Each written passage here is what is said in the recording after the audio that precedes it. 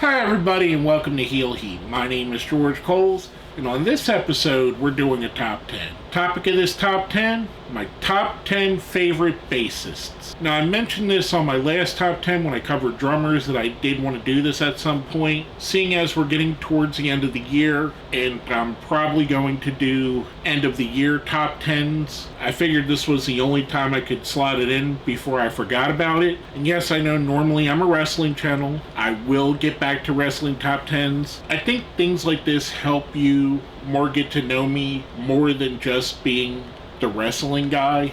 You get to know some of my other interests, which in doing videos like this, I find there's a lot of you guys out there that have similar interests, which is kind of cool. With that being said, without further ado, my number 10, Eric Wilson from the band Sublime. Sublime is one of those bands that pretty much as soon as they got to the height of their fame, their lead singer passed away and kind of didn't really get to go as far as they would, in my opinion, because I think they had an interesting sound. They had that punk/ska sound that bands like No Doubt would go on to have much success with, while they mixed in a little bit of hip-hop and even some jam band material into their sets. Even with the limited releases that we had from them, their work in the 90s helped define that generation, and they're easily one of the top 10 bands of that decade. Eric Wilson doesn't quite get the credit because obviously he gets overshadowed by their lead singer Bradley Nowell, who passed away, which makes sense. It's kind of like the Doors. Everyone in the Doors gets overshadowed by Jim Morrison. Everyone in the Germs was overshadowed by Darby Crash. It just makes sense if that happens. But I did think he's a fantastic bassist, hence why he's on my list. Now going from that, our number 9. A guy that secretly was duplicated by a lot of people, Gene Simmons from the band Kiss. Kiss has laid their footprint on music for going on 50 years now. At the time that I'm recording this, they just recently had their last show, which is probably their 50th retirement tour. And the guy that's always been front and center, the face of Kiss, is the Demon, Gene Simmons. And a lot of people kind of look at Kiss as a joke, but they're not. They're a really good band. If you go back to some of those old albums and you listen to songs like War Machine or even their disco stuff and you hear how the bass is played through those albums, that's all Gene. To me, he's an extremely talented musician. There's a lot of bassists that I could hear Gene Simmons in when I listen to their music. There's a lot of bands that say Kiss is an influence. However, I think they have a stigma of being more of a gimmick than a real band. But I do think that's kind of unfair because they are a great band. I mean, they've made some of the greatest songs in history. Rock and Roll All Night, and yes, even their disco stuff. I Was Made for Loving You is a great song. The ego and the outright over merchandising turns a lot of people off, and I get it. Gene Simmons probably has a bigger ego than anybody on the rest of this list. Probably the second biggest ego on any bassist ever, the first being Hulk Hogan, tying it back to wrestling. But I think that drive and that belief that he's better than everyone else is what really made him as great as he was, and still is to this day. I love Kiss. Gene had to be on here. I'll go on from that, our number 8. Mike Starr from Alice in Chains. A little sidebar, shout out to Mike Inez as well, who picked up after Mike Starr left the band. Mike Starr was on their first 2 albums, Facelift and Dirt, and also their EP Sap, which I think is some of their best work. If Mike Starr only released one song, and that song was Wood, Mike Starr would still be on my top 10 for bassists of all time. Because to me, I think that bass line in Wood is the greatest bass line in all of music. I'm very biased. Alice in Chains is my favorite band, but that song, it's just so great, and it just drives you, it rattles your bones. He's very much a staple of the band, and later Mike Inez would go on to take over, who they made some great music with Mike Inez too. To me, I think Mike Starr is the better bassist than Alice in Chains. Like I said, if for nothing else, Wood. But Mike Starr makes our list at number 8. I'll go from that, our number 7. From here out, you may notice a little bit of a theme. George Porter Jr. from the Meters. And if you're not familiar with the Meters, they were an early R&B/funk band that kind of laid the groundwork along with James Brown and Parliament Funkadelic for what funk music would be. They brought that New Orleans vibe into it, and they just contributed so much to music. You can hear their influence in guys like Eric Wilson and other people that I'm going to mention later on this list. You could see what they were doing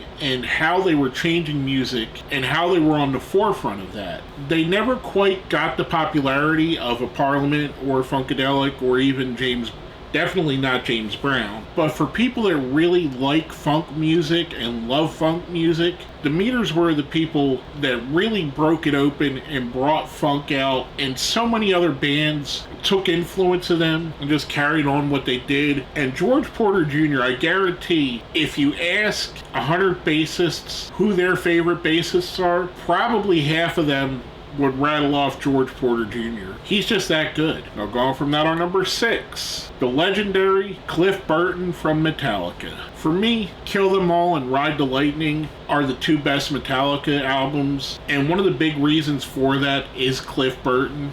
Cliff Burton introduced that punk sensibility into the band, that kind of reckless, faster speed, ramping up what bands like Motorhead did before them and taking it to another level. To me, when I go back and I listen to those early Metallica albums, the person that stands out the most as the best musician is Cliff Burton. And we're talking about in a band that has Kirk Hammett, who's a fantastic guitarist, and Lars Ulrich, who gets a lot of shit, but he is a really good drummer. And here you have Cliff outshining both of these guys. Sadly, Cliff passed away before Metallica became one of the biggest bands in the world, and it would have been interesting to see if the band took the same route that they did with Cliff in the band as they did without him there. Would And Justice for All sound the way it did? Famously, it's an album with the bass turned very low on it. Would the Black Album sound like it does? Would Load and Reload or anything beyond that sound the way it does? Would they have stayed more to their thrash metal roots, or would they have grown, and would he have grown with them? It's an interesting thing. One of the greats, in my opinion. Rest in peace, Cliff Burton. Fantastic bassist. We go from that, our number 5. One of the people that really got me into punk music and alternative music and noise rock, as they were considered, Kim Gordon with Sonic Youth. If you go back and listen, and I keep saying this, go back and listen to the Sonic Youth albums, Kim is such a dynamic bassist on those albums, and it's such avant-garde / different than anything else anybody was doing. And it was just great. I mean, Sonic Youth is a fantastic band. They're one of those bands, much like the Meters, that laid the groundwork for what would come after them. Without Sonic Youth, we don't have bands like Nirvana, we don't have bands like Alice in Chains, we don't have Soundgarden, we don't have the grunge music that we got in the 90s without Sonic Youth doing what they were doing in the 80s. Just another fantastic bassist. I seen she recently came out with a book, which I need to pick up and read because I love Sonic Youth. Just one of the greats in my opinion, hence why she's on my list. I'll go from that, our number 4, Bootsy Collins from James Brown's band, Parliament, Funkadelic, and his own band, Bootsy Collins Rubber Band, which I think is one of the coolest names of a band ever. Much like I talked earlier about George Porter Jr., you could cut and paste a lot of that for Bootsy Collins, because Bootsy Collins was the guy that drove funk music with his bass lines. If you go back and you listen to those P-Funk albums, they're solely built on the back of Bootsy Collins. If you listen to his work with James Brown has one of the greatest litany of musicians backing him up, making that music. Just an architect of a sound of music, much like a lot of these people on this list are. I mean, when you think about it, Sonic Youth are architects for their style of music. Metallica, one of the architects of thrash metal. Alice in Chains, one of the architects of grunge. The Meters, Bootsy, architects of funk. To me, it says a lot when people come along and copy you or try to imitate you or take inspiration from you. I love Bootsy Collins. I mean, the guy is just amazing, hence why he's on my list. I'll go from that, our number 3, a guy probably everyone that makes a list of top 10 bassists is going to put on their list, and that's Flea from the Red Hot Chili Peppers. I mean, come on, it's inevitable. Flea, you could look at and you could trace him back to the meters, to Bootsy Collins, adding that funk into their alternative music, their rock music. Heck, go back and listen to some of those early Red Hot Chili Peppers albums. They're straight up funk albums.